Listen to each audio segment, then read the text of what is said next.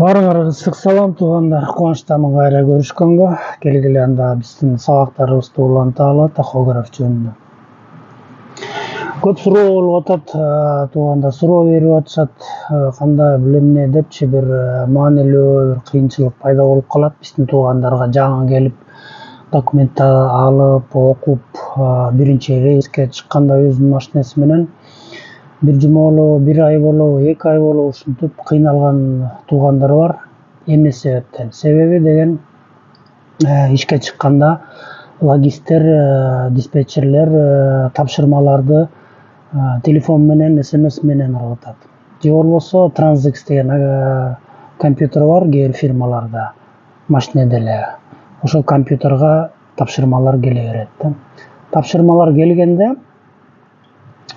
фирманын аты жөнү келет, адреси келет, анан сөзсүз референс number деп коет, же референс номери келиш керек да. Анан ошол референс номерин сурайсыздар. Бюрого же диспетчерскийге барганда бюро деп коет, диспетчерский. Любой фирмага келгенде ошо бюрону табасыңар да, анан ошо бюрого кирип референс номерди сөзсүз көрсөтөсүңөр. Ошол референс номерди алып ал менеджер барып карап, бүт баарын карайт дагы компьютерден чыгарып туруп, анан кийин силерге айтып берет. Каяка барасыңар, ошол фирма чоң заводдун ичи болобу, фабрика болобу, кайсы жагына барасыңар, кайсы рампага барасыңар, каерден жүктөйсүңөр деп иши кылса, жада калса мындай бир А4 листке схема чийип берет да, монтип барасыңар, солго барасыңар, оңго барасыңар депчи. Ошо референс номери болуш керек. Болбосо окуйсуңар тапшырманы. Референс номери жок болсо логистке жазып ийесиңар да. Референс номерди мага жазып бергиле, жок болуп атат, керек мага депчи. Анан кыйынчылык жаралганда кандай кыйынчылык жаралат? Логисттер ошол жибергенде адресин берет да. Мисалы үчүн барып мояктан жүктөйсүңөр депчи. Фирманын адресин берет. Мисалы үчүн мынакей СМР. СМРде монтип үстүндө азыр месин чечип салайын файл. Мынакей СМРдин үстүндө фирманын аты жөнү болот, көчө, номер, индекс, шаар же и страна. Кээ бирде фирманын аты жөнү болот, көчө болот же номер жок болуп калат да. Же болбосо жөн эле фирманын аты жөнү болуп эле ЗИ же болбосо ЗА деп жазылып калат. ЗИ деген ал зона индустриальный же болбосо промзона, мындайча айтканда. Анан промзонанын ичинен элестетсең кантип табасыңар ошол фирманы? Промзоналар деген аябай чоң, бир 50 гектардан болот го, 40-10 гектар. Ар кандай промзоналар бар да. Volkswagen заводко кирсеңер, заводдун ичи эле бир 50 гектардай. Анан кантип табасыңар именно ошол гейт же болбосо ошол жүктөөчү жерди? Анан кандай кылабыз? Ошон үчүн же көчө же номер жок болуп калса, навигатор таба албайт да. Навигатор сурайт, көчөнү киргиз деп. Киргизбесеңер таба албайт. Номер, тамдын номерин киргизгиле дейт. Аны киргизбесеңер аны да таба албайт. Анан эмне кылабыз? Ошондуктан бизге адрестен тышкары координат керек болот. Координат деген эмне? Координат деген любой жер үстүндө любой точканын өзүнүн координаты болот. Аны кандай табабыз координатты? Келе көрөлү. Туугандар, координат табыш үчүн абдан оңой эле. Аябай оңой. Мисалы үчүн мынакей карта. Мына карта деп турат. Картага киребиз. Киргенде өлкөлөр чыгат. Анан тандайбыз ошол өлкөнү. Мисалы үчүн Франция болсун. Франциядан любой жерди, мисалы үчүн силер бара турган жер Лимож болсун, же Пуатье болсун, же болбосо Бордо болсун, мынакей. Силер билесиңер, Бордо деген шаар депчи. Анан болду, любой координат табыш үчүн ошол Бордо дегенди басып кармап турсаңар эле болду. Кичине узунураак. Үстүнө координат чыга берет. Любой жер. Мага десе талаанын үстүнө басып туруп кармап турсаңар, координат чыга берет. Биягын басып туруп кармап турсаңар, биягын чыга берет. Мына 0,2 деп турат. Биягыныкычы 923 деп чыкты. Оңой эле, любой. шаардын координатын тапса болот. Мына мисалы үчүн Бишкектин координаты кандай болот? Мына Бишкек деп турбайбы, мына басып турабыз. Мына чыкты 42 793 деп. Же болбосо Кыргызстандын өзүнөн чоңойтуп туруп Нарын шаарынын координаты мына келгиле 41 39 дейт. Же болбосо келгиле Ош шаарын алалы, мынакей Ош 40-46 деп координат чыга берет. Болду, ошо координаттарды навигаторго тере бересиңер. Навигаторго кантип терет экенбиз координатты туура терип, туура барыш үчүн кандай териш керек, ошону азыр дагы көрөбүз чогуу. Келе анда туугандар көрөлү координат дегенди кантип табат экенбиз. Ошондуктан мынакей көрүп турасыңар навигатор. Бир жолу чыгабыз. Мынакей навигатордун өзү чыкты. Координат табыш үчүн дагы бир жолу чыгабыз главный. Главный менюга чыкканда могу эң үстүндө моундай 3 чейим бар, анан кийин число, мынакей саат көрсөтүп турат да, ушуну басабыз да. Ушуну басканда бир жолу басып койсок, мынакта астында звездочка, меню чыгат, менюда моундай звездочка бар. Ошол звездочканы басабыз. Звездочканы басканда ачылат да. Навигатор киргиз келет. Мына оң жакта эң астында моундай кара бурчунда кара прямоугольник бар, ошондо моундай стрелка бар сол жакка. Ак стрелка. Ошону басып коебуз. Басканда чыгат, ачылат. Мурда барып жүргөн адрестер ачылат. Анан астында адрес деп турат, объекти. Бизге адрес кереги жок, координаты киргизебиз. Ошон үчүн өйдөгөстой көтөрөбүз. Өйдөгөстой көтөргөндө мои места, история, поиск по карте чыгат, анан телефон номер, координат деп чыгат. Мына көрдүңөрбү? Координаты деп турат. Координаты басабыз, координаты. Координаты басканда моундай страница ачылат. Координаты киргизет туган. Мынакей. С. Координаттын эки түрү болот. С анан Б. Координаттар С.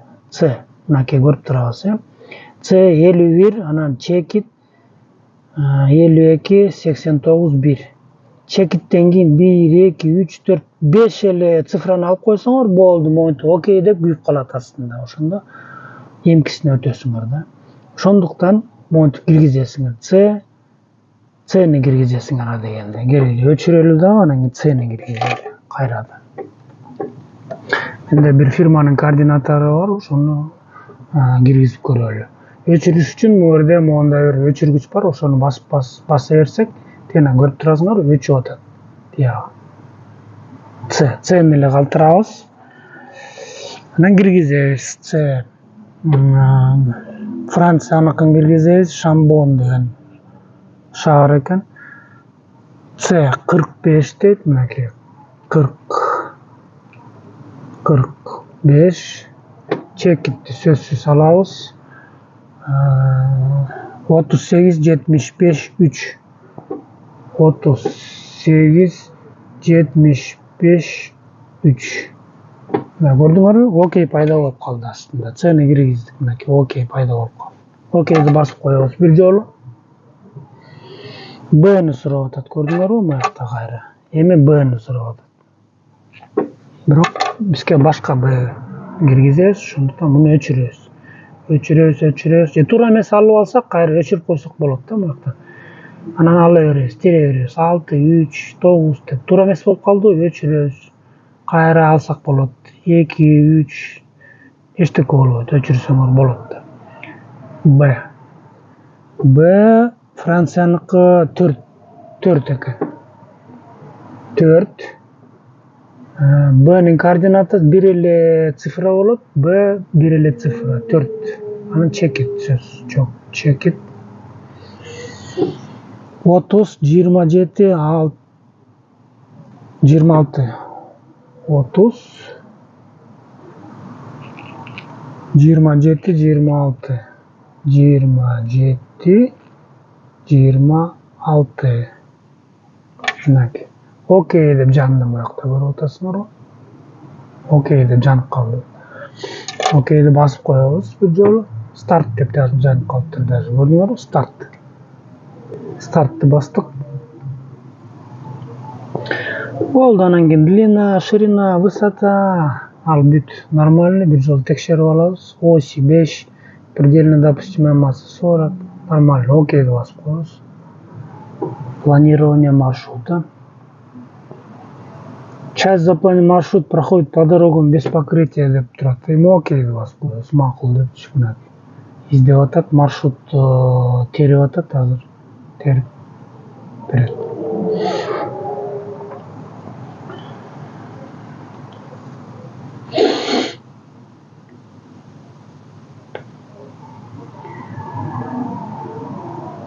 Кто турабы, кичине загрузка болуп атат.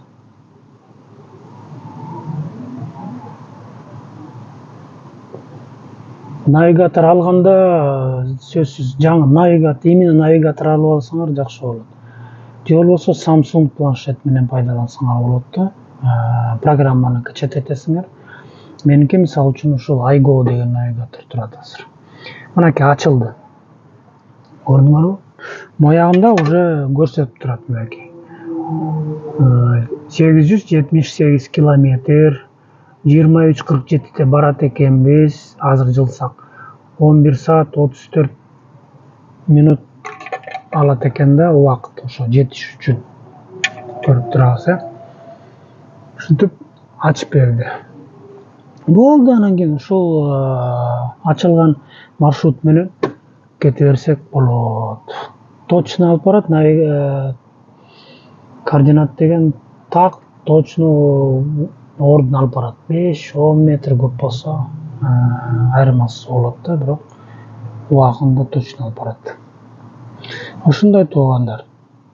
Пайдалангыла навигатор менен. Координаттарды киргизгиле, координат менен адрестин айырмасын билип алдыңар. Барыңарга ийгилик, ден соолукту болгула, көрүшкөнчө.